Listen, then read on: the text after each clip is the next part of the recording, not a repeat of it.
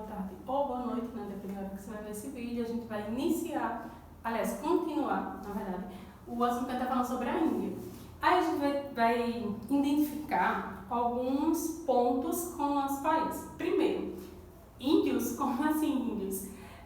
Quando os portugueses chegaram aqui no Brasil, eles deram esse nome aos nativos que aqui viviam porque eles acreditavam ter chegado na Índia, tá? Então, por isso que eles dão esse nome, né? Eles nomenclaturam dessa forma, Índia ou índios, né? Eles achavam que estavam ter chegado na Índia.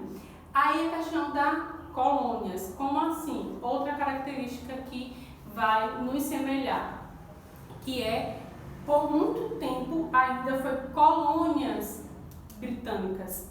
Então, a gente já vai ver aí todo o resto, todo o outro processo que a gente vai ver aqui. A gente vai identificar que, por muito tempo, o Brasil foi colônia de Portugal. E por muito tempo ainda vai ser colônia britânica. Então, a gente vai ver que tudo que esse país produziu foi em benefício aos seus colonizadores. E isso a gente vai ver que ele vai ter um processo mais lento para o desenvolvimento. Volto a repetir, quando a gente vê país subdesenvolvido, a gente precisa entender quem foram os seus colonizadores e como foi o processo de colonização. Porque a gente vai ver as dificuldades que aquele país vai ter para desenvolver. Por quê? Por conta da exploração ou da maneira como ele foi colonizado, tá? Então não foi diferente com a Índia. Semelhantes com o Brasil, eles foram por muito tempo colônias britânicas, tá? Aí o que vai acontecer? A Grande Alma. O que foi a Grande Alma? É um nome muito conhecido, né? Que com certeza vocês já ouviram falar, que é o nome do Ganji, que foi um lutador, né? Muito grande pela liberdade dos indianos, que começa, né, esse processo, e ele é chamado de Grande Alma, porque esse movimento de luta pela liberdade, pela independência indiana, que começa em 1920, né, e o lema dele era justamente isso, né, resistência e não violência. Então, esse movimento que vai fazer com que os indianos tomem essa responsabilidade, vamos dizer assim, essa vontade, se cresça de liberdade, né, de independência das mãos dos britânicos, tá bem? Aí, tem um ponto muito interessante que diz assim, ó, página 205. A partir das investidas das grandes navegações marítimas, né, realizadas pelos europeus durante o século XVI, o continente indiano foi alvo de inúmeras intromissões estrangeiras em seu território. A princípio, os europeus tratavam de instalar feitores, ou nas bases, no caso, né, europeias. Com a chegada do século XIX, optou por adotar um controle formal, né, sobre os territórios indianos. Então, para que a gente lembre também, que a gente se identifique, o que Portugal fez com o Brasil para que, com medo que os espanhóis tomassem os territórios brasileiros, pegou pessoas confiáveis, né, da confiança deles, e colocou aqui no Brasil para que esse povo voasse e tomasse conta do território. Não foi diferente dos britânicos, né? Eles começaram a colocar feitores dentro dos territórios indianos para que se tenha um controle, né, sobre o território, sobre o povo, para que outros países não viessem tomar aquele território. Então, por muito tempo, a Índia, assim como o Brasil, ficou sendo colônia dos britânicos, né?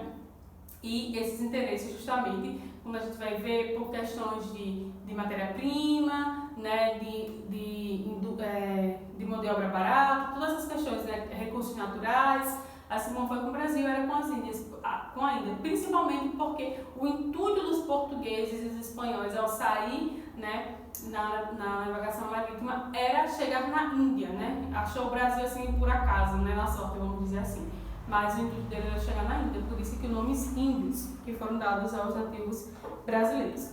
Aí, por que eu coloquei isso e comparei com o Brasil? Pra gente entender que se teve todo esse processo de colonização, onde foi preciso lutar pela sua liberdade, a gente vai saber, a liberdade da Índia vai vir em agosto de 1947.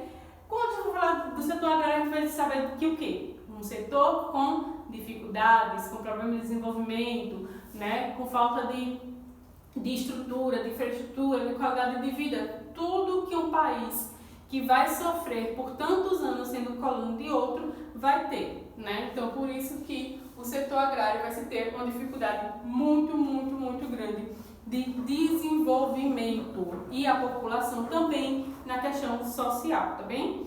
Aí vai dizer assim, o país possui uma agricultura atrasada, isso aí já é fato, é uma das características principais quando um país passa por muito tempo sendo colônia de outro. Eu vou repetir sempre isso para que a gente entenda que quando se tem um país subdesenvolvido é porque ele passou por um processo colonial muito sofrido para aquele povo ali, tá bem? Aí, ainda realizada de forma tradicional, quando a gente fala de forma tradicional, é braçal, é com poucas condições de tecnologia, né, poucas tecnologias, sem condições de lançar a mão das tecnologias hoje existentes. Cadê? A função do clima quente, o cultiva-se produtos que se adaptam a altas temperaturas, então tem também uma questão de adaptação de clima, que a gente vai ver que cada país vai ter a sua dificuldade, e mediante a sua dificuldade, eles vão ter que se adaptar e produzir aquilo que o clima favorece, né? A adaptação que eles podem fazer vai favorecer. Então aqui no caso vai se ter o cultivo de chá, fumo, cana-de-açúcar, arroz, borracha, porque são produtos que vão se adaptar melhor com o clima daquele país e com as adaptações que vai fazer para que se tenha essa produção. Mas, quando a gente fala na questão do setor, a gente vai saber que por conta de ter sido muito tempo colônia, ele vai ter essa dificuldade. Aí vai vir o quê? A Revolução Verde, entre 1964 e 1975, que é justamente quando se viu essa necessidade de se melhorar a produção, a forma de produção, o processo produtivo. Então a Revolução Verde ela vai trazer isso, esse impulso, né, esse pontapé para desenvolver esse setor. Aí vem dizendo assim, ó, ocorreu uma grande fome, né, que matou centenas de pessoas. Então, quando a gente vê um país que ele passa por um processo muito forte, né, de fome ou uma tragédia ambiental ou por questões de seca por muito tempo, como aconteceu aqui no Brasil, então isso faz com que, vamos dizer assim, a população, que é a grande massa que está ali na base, que está sofrendo, reage de uma certa forma, e até os governos também, os grandes produtores, quando mexem no bolso, né? Aquela questão, mexeu no bolso, no instante eles botam as coisas para agir, para ver essa questão de que era necessário refazer e melhorar a questão da agricultura na Índia.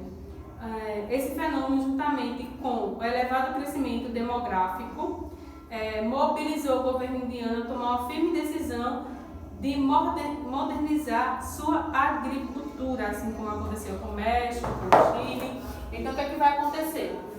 Primeiro, necessidade populacional, né? Porque as pessoas estavam passando fome e era preciso uma reação.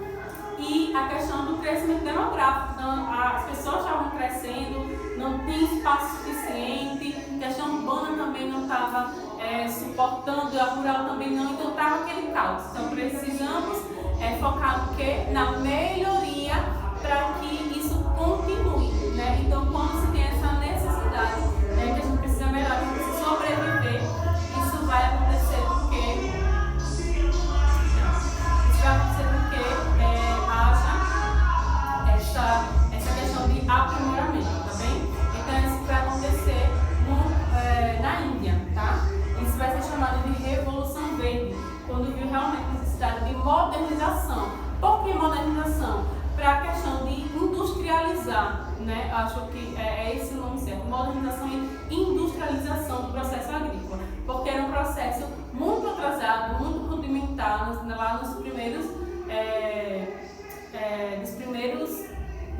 primeiras formas de produção, manual, artesanal, né? Onde a grande massa, né, que é a população, vamos dizer, não é nem classe média, né? É assalariados, para que a gente entenda melhor, né? Que eram os proletários que faziam esse processo. Então, com essa grande fome que se teve e com essa questão do crescimento demográfico, né, as regiões foram se povoando, as pessoas, por questão de necessidade, foram saindo do campo e indo para os centros urbanos. Foi vista a necessidade de a gente precisa industrializar, a gente precisa desenvolver para manter o sustento básico, né, por sobrevivência e porque também a gente precisa dar o mínimo possível de condição e principalmente a gente precisa movimentar a economia dentro do nosso país. Então, a Revolução Verde vai trazer todos esses questionamentos que o setor agrícola da ilha precisava para que continuasse, que sobrevivesse, que pudesse ter uma visão de crescimento, principalmente na questão econômica, tá bem?